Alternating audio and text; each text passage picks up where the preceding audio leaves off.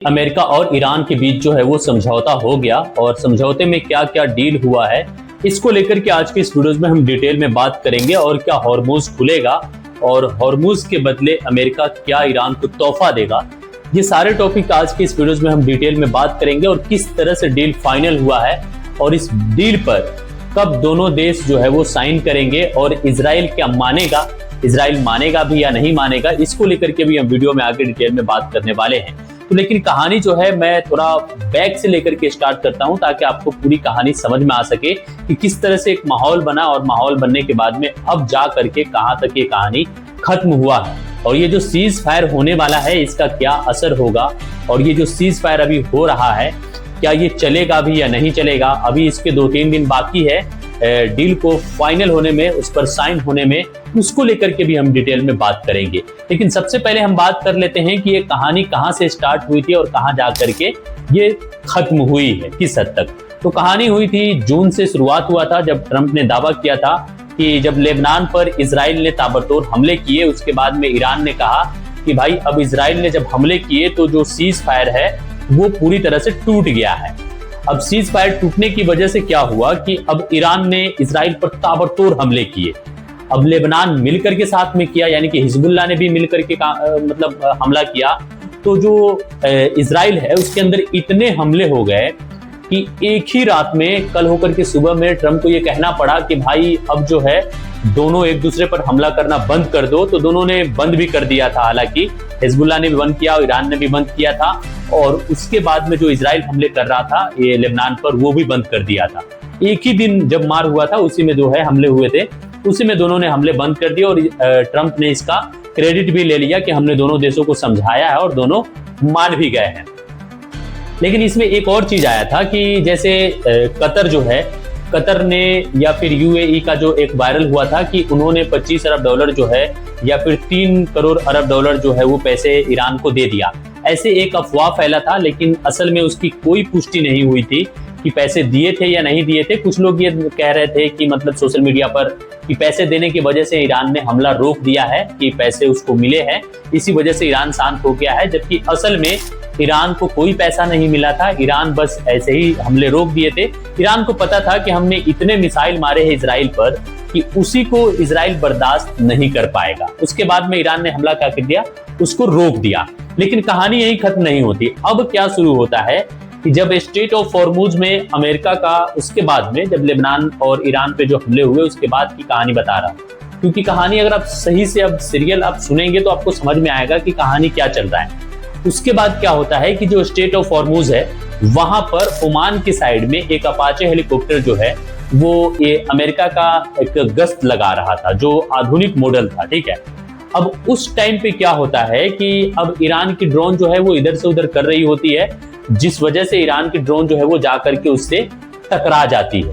जो आधुनिक हेलीकॉप्टर था जिसका नाम था AH-64, जो कि अपाचे हेलीकॉप्टर के नाम से भी जाना जा रहा है। तो अब वो ड्रोन टकराता है तो वो वहां पर क्रैश हो जाता है हेलीकॉप्टर।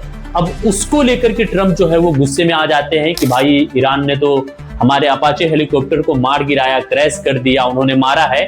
तो अब अमेरिकी राष्ट्रपति जो है वो डोनाल्ड ट्रंप सीधे तौर पर ईरान को जिम्मेदारी ठहराते हुए कहा कि ईरान ड्रोन के हमले की वजह से यह हेलीकॉप्टर गिरा है, यानी कि ईरान ने हमारे हेलीकॉप्टर को गिराया है।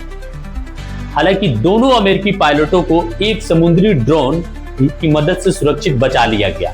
जो उसमें 2 पायलट सवार थे वो बच गया। लेकिन ईरान ने इस पर जवाब देते हुए क्या किया कि ईरान ने कहा कि भाई आपने जो हेलीकॉप्टर जो गिराया है, जो गिर गया है, वो गलती से गिरा होगा या किसी गलती की वजह से उसमें ड्रोन लग गई होगी, जिसकी वजह से जाकर के आपका अपाचे हेलीकॉप्टर जो है वो गिरा है। अब इसको बुरा मानने की वजह से ट्रंप ने क्या किया, धड़ाम से एकदम से अमेरिका पर एक बहाना मिल गया और अमेरिका को बहाना मिला। उसके बाद डोनाल्ड ट्रंप जो है अपने सेंटकॉम जो पेंटागन है वहां आदेश देते हैं कि भाई तुम ईरान पे लगातार हमले करो। तो ईरान पे उन्होंने काफी हमले कर दिए।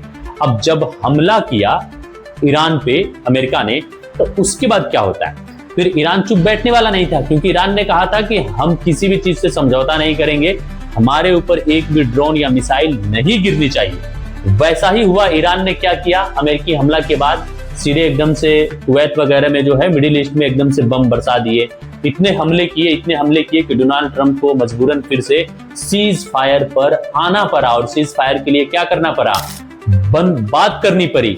उसी वक्त से लेकर के जब दोनों देश ने एक दूसरे पर हमला किया, फिर जाकर के बहरीन, कुवैत वगैरह में ईरान ने भी जबरदस्त हमले किए। उसके बाद से लेकर के क्या मामला हुआ, बात होने लगा कि भाई अब सीज फायर होगी। पाकिस्तान जो है इस बीच में काफी रोल निभा रहा था मीडिएटर का, और दोनों देश के बीच जो है वो मध्यस्थता कराने के लिए दोनों देशों से आपस में बातचीत कर रहे थे और दोनों से बात करवा रहे थे कि किस तरह से मध्यस्थता हो जाए, क्योंकि पाकिस्तान की जो अभी हालत है ना वो बिल्कुल खराब है, क्योंकि वहां पेट्रोल वगैरह, डीजल वगैरह को लेकर के दाम काफी बढ़ने की वजह से उस देश का जो है अभी पाकिस्तान का हालत बहुत ही नाजुक चल रहा है।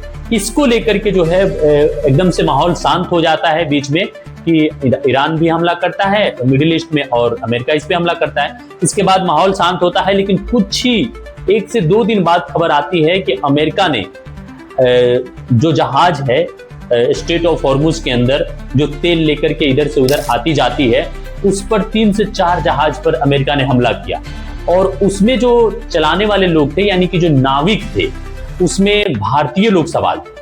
तो 1-2 पे किया तो इसमें कोई नुकसान नहीं हुआ, लेकिन एक ऐसा जहाज था जिसपे अमेरिका ने अपनी मिसाइल दाग दिया। कहा अमेरिका ने कि भाई ये जो है जहाज हमारे बात को ना मानने की वजह से ये आगे निकल रहा था, जिसकी वजह से हमने इस पे रोक भी लगाया कि रुक जाओ, लेकिन नहीं रुका।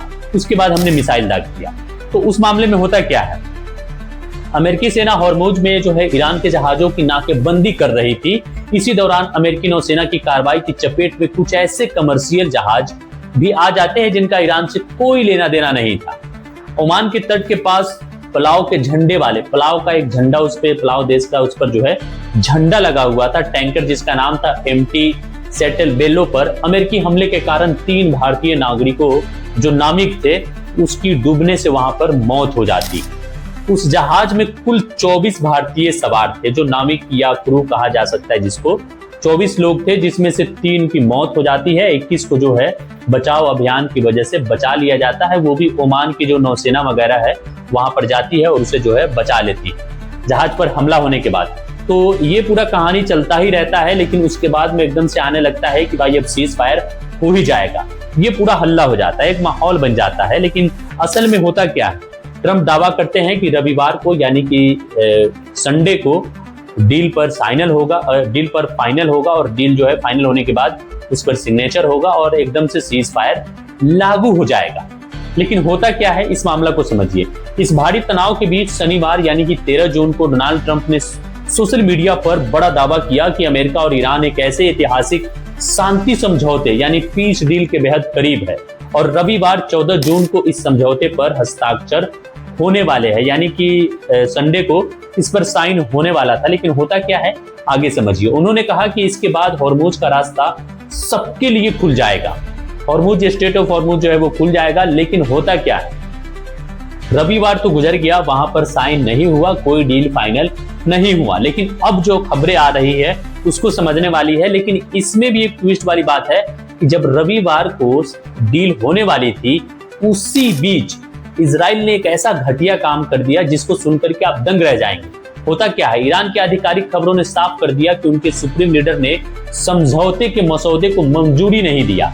इसलिए संडे की समय सीमा तय की गई थी डील फाइनल की, वो नहीं हो पाई है।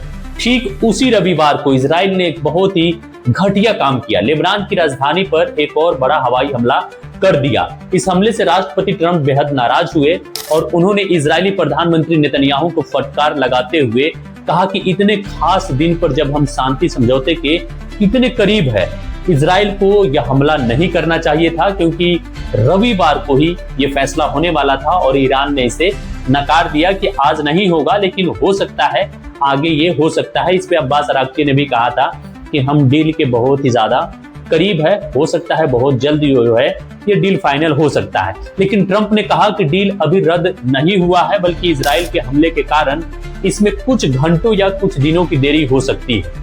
जबकि मध्यस्थ देश जैसे पाकिस्तान है, जो इसका मीडिएटर का रोल इसमें जो है वो निभा रहा है, इस समझौते को डिजिटल तरीके से कराने की कोशिश में जुटे हुए हैं। यानी कि अब एक दूसरे से देश तो मिल नहीं रहे। पहले क्या हुआ था कि पाकिस्तान के अंदर दोनों देश के जो लोग हैं वो मिले थे, जो नेता वगैरह है या जो उस ओहदे के लोग हैं उन्होंने मिले थे, बात किए थे, लेकिन वहां पर बात नहीं बनी थी। लेकिन फिर से पाकिस्तान ने डिजिटली तरीके से यानी कि लेटर के जरिए बात करने का तरीका जो है ये लोग अपनाते हैं। लेकिन कहानी कहाँ फंस जाती है? कहानी फंस जाती है कि संडे को होने वाला होता है लेकिन वो कैंसिल हो जाता है। लेकिन अब पक्की खबर आ रही है और डोनाल्ड ट्रंप और जो पाकिस्तान के प्रधानमंत्री है शहबाज शरीफ, उन्होंने इस चीज को बताया है कि जो फैसला है वो क्लियर हो चुका है। अब जो है युद्ध का जो डील था वो फाइनल हो चुका है। लेकिन समझते हैं ये कैसे हुआ। अमेरिका और ईरान के बीच युद्ध जो समाप्त करने और स्टेट ऑफ हॉर्मुज को फिर से खोलने के लिए एक ऐतिहासिक शांति समझौता हो गया है, जिसमें पाकिस्तान ने मुख्य मध्यस्थ की भूमिका निभाई है। पाकिस्तान इसका प्राइमरी मीडिएटर है। पाकिस्तान के प्रधानमंत्री शहबाज शरीफ और अमेरिकी राष्ट्रपति डोनाल्ड ट्रंप दोनों ने आधिकारिक तौर पर इस समझौते की पुष्टि की है। इस महत्वपूर्ण समझौते पर 19 जून 2026 को स्विट्जरलैंड में औपचारिक हस्ताक्षर किए जाएंगे। यानी कि 19 जून 2026 को स्विट्जरलैंड में हस्ताक्षर किया जाएगा। इस डील को फाइनल वहां पर किया जाएगा। लेकिन इसमें कुछ बातें हैं जो आपको समझनी चाहिए कि आखिरकार इस डील के अंदर क्या क्या फाइनल हुआ है। इस शांति समझौते को इस्लामाबाद मेमोरेंडम ऑफ अंडरस्टैंडिंग का नाम दिया गया है। अमेरिका 30 दिनों के भीतर ईरानी बंदरगाहों से अपनी नौसेना नाकेबंदी जो है वो पूरी तरह से हटा लेगा।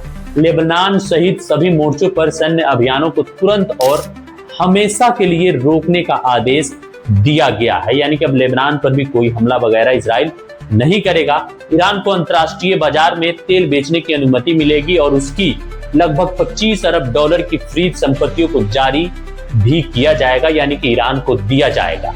ईरान परमाणु हथियार नहीं बनाएगा और वो जो यूरेनियम वगैरह है उसमें बढ़ोतरी नहीं करेगा। वो जहां है जैसा है उसी पर रोक लगा दिया जाएगा।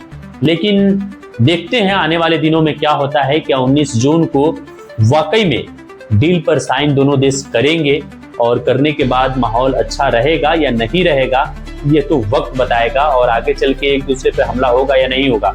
लेकिन ईरान कह रहा है कि जब तक डील फाइनल नहीं होगी, डील पे साइन नहीं होगा, तब तक इसको उतना भी बढ़िया ना माना जाए कि एकदम से युद्ध खत्म ही हो गया और माहौल खत्म हो गया।